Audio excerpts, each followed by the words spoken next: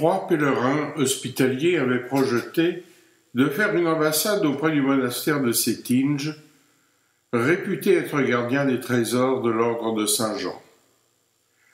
Mais Dieu ne permit pas qu'ils se présentent avec leurs ors, atours et décorations. Saint Jean-Baptiste leur imposa les épreuves d'un vrai pèlerinage, les douleurs et le découragement. Ils arrivèrent à la fête où ils avaient été conviés, mais seulement après les festivités, dans la contrition et l'humilité, avec des vêtements défraîchis, pas rasés, les mains vides.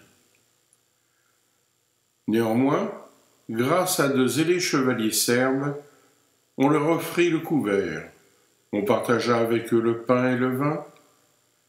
Une nombreuse assistance composée des plus hauts dignitaires religieux, notamment de Serbie du Monténégro, les salua et les encouragea dans la persévérance sous le signe de la Sainte Trinité.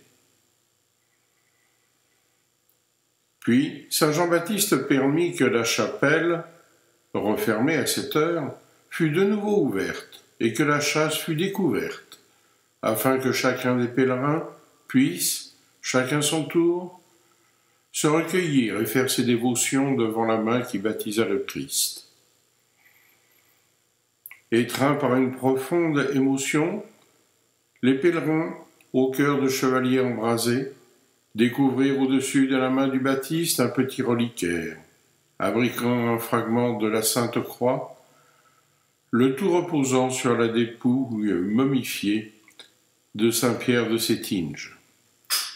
Larmes aux yeux, les trois pèlerins se retirèrent pour se rendre en une audience publique pour exposer leur ambassade au métropolite Amphiloque, gardien des saintes reliques.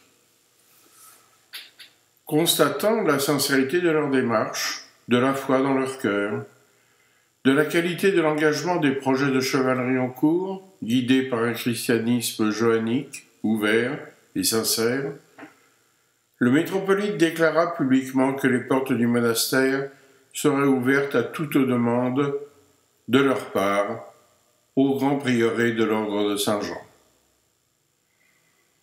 Suivit un échange de cadeaux, puis la prise des photos d'usage avant de s'embrasser chaleureusement dans la joie d'avoir pu se rencontrer. D'autres portes closes se sont entrebâillées pour recevoir ces pèlerins peu ordinaires.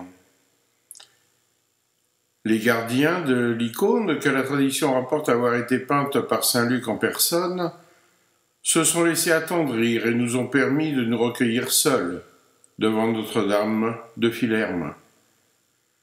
Les trois pèlerins et les chevaliers présents se sont imprégnés de toute la spiritualité de cette représentation, à tel point qu'ils convinrent de restituer toute cette sainte émotion à la simple copie qui leur était remise pour présider à leur réunion religieuse.